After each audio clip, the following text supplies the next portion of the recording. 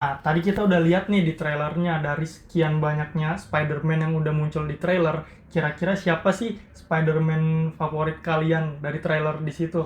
Dari gue dulu ya. Boleh. Jadi kalau Spider-Man favorit gue tadi yang paling lucu tadi Yang gitu. mana tuh? Anaknya. Oh iya, Mayday, Iya, Mayday, oh iya. Mayday. sih. Dia Soalnya, anak kandungnya si soalnya Peter. kaget banget pas Peter tiba-tiba nongol, dia gendong anak Oh, gitu. iya. Terus pas di kereta juga anaknya udah pakai Pakai kostum pakai Spider-Man. kostum Jadi ya. dia tuh ngatasin ngalahin musuhnya sambil bawa anak, sambil Iya. ngomong ya, sambil ngomong Keren anaknya. banget itu. Sangat good parenting ya. Jadi itu Spider-Man favorit gua kalau yang di trailer Mayday, tadi. Kalau menurut Mayday. lu gimana Spider-Man Kalau favorit? gua favorit atau mungkin lebih ke bikin penasaran kali ya. Aku penasaran sama Siapa? Miguel sih, karena Sama penasaran. Miguel. Oh, Spider-Man 2099 ya. Iya, karena penasaran banget motifnya apa sih di film ini. Itu bikin gua penasaran dan Kenapa dia bisa tiba-tiba ngejar si Miles ya? Iya, kenapa tiba-tiba berantem gitu nah kan? itu dia. Sama Kalau lu tujuan sendiri lu. gimana?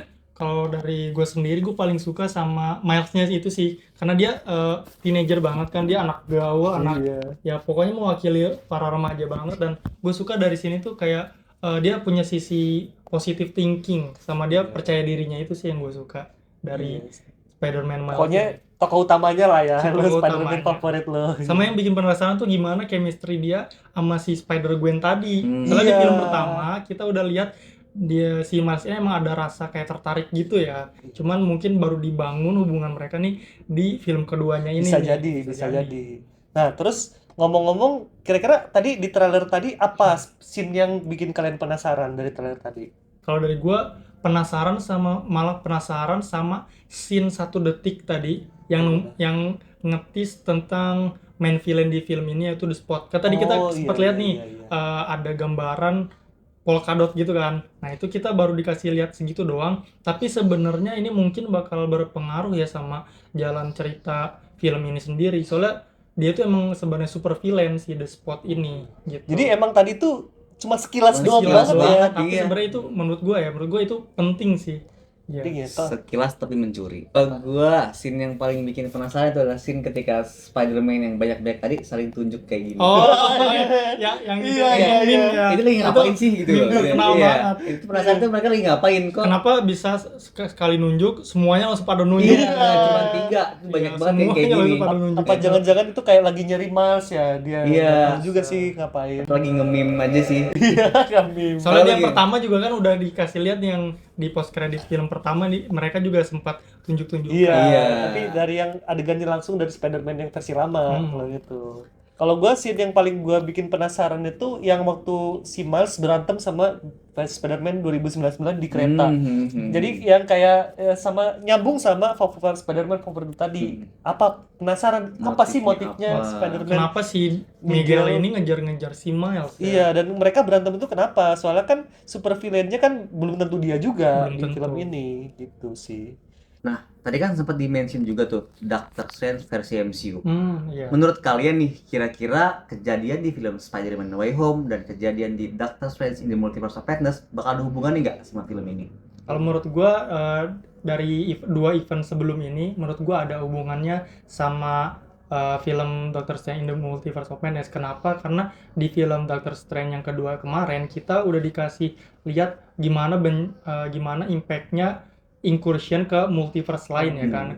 Terus kalau buat dari film Spider-Man No Way Home itu menurut gua make sense juga sih kalau bakal ada hubungannya ke film ini. Kenapa? Soalnya kita pas si Doctor Strange mau nutup gerbang multiverse itu kan kita sempat diliatin nih beberapa karakter-karakter yang khawatir bakal masuk ke MCU, cuman udah keburu ditutup nih sama si Iya. Doctor Strange. Nah, menurut gua hubungannya mungkin salah satu karakter tersebut itu bisa jadi ada bukan dari MCU aja, tapi bisa juga dari Spider-Man ini gitu, dari salah satu dari semesta Spider-Man ini gitu. Sepakat banget, soalnya ada juga yang karena multiverse ini bertabrakan, jadi kayak di after credit film Morbius. Oh, iya. kan? Iya.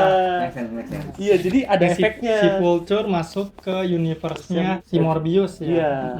Jadi bener-bener, jadi ini semua berhubungan sih menurut gua. Jadi multiverse itu saling bertempel-tempelan gitu, dan ini kejadian di film Doctor Strange in the Multiverse of Madness sama Spider-Man No Way Home itu pasti bakal erat juga hubungannya sama Spider-Man Across the Spider-Verse ini. Make sense, make sense. Nah, kira-kira apa nih prediksi atau ekspektasi kalian buat film Spider-Man Across the Spider-Verse ini? Gua sih ini bakal film yang pecah banget sih, soalnya kan semua varian Jenis Spider-Man kumpul dimasukin semua. ya.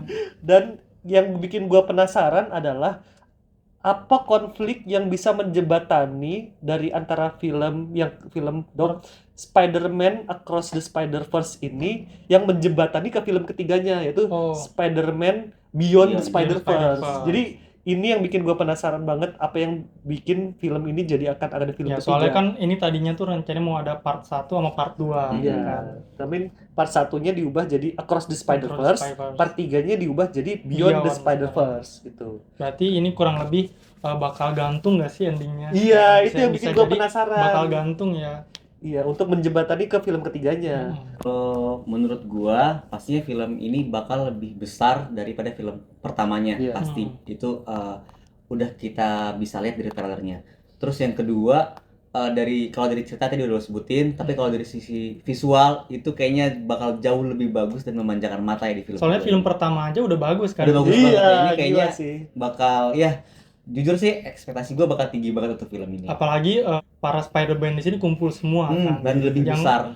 Cameo yang belum kita lihat nih siapa aja nih kira-kira yang belum Spider-Man yang belum kita lihat di trailer pasti ada sih lebih banyak lagi. Yang bikin gue penasaran lagi, siapa tahu nih nggak tahu ya. Mungkin Tobey, Andrew atau Tom Holland bakal muncul juga di sini. Bisa jadi karena tadi sebelum walaupun muncul sekilas doang ya, bisa jadi. Karena di awal trailer tadi juga sempat dimasukin mereka. Iya. Pasti ada maksudnya ya. Iya, tapi belum tentu juga bisa aja trailer itu mungkin kayak mengecoh kita biar nanti di sananya tuh surprise. Iya, benar. Jangan lupa saksikan Spider-Man Across the Spider-Verse di bioskop rame-rame biar bisa ngerasain experience yang seru dan wah banget. Karena yakin deh film ini tuh kayaknya bakal pecah banget sih dan cocok ditonton sama semua kalangan dan semua usia juga nggak sih? Oh iya, ini konten video si paling Marvel yang pertama. Semoga kita bisa bikin lagi ya video diskusi kayak gini lagi. Soalnya seru banget sih. Seru banget. Oke deh kalau gitu. Thank you for watching.